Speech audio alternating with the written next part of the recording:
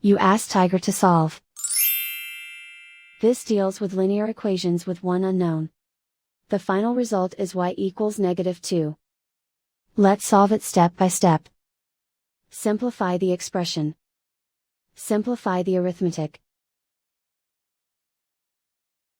Group all y terms on the left side of the equation. Subtract y from both sides. Simplify the arithmetic. Group like terms. Simplify the arithmetic.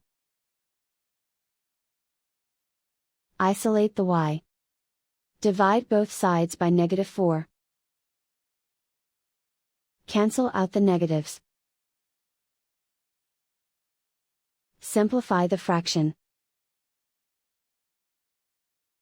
Move the negative sign from the denominator to the numerator. Find the greatest common factor of the numerator and denominator. Factor out and cancel the greatest common factor. And so the final result is y equals -2.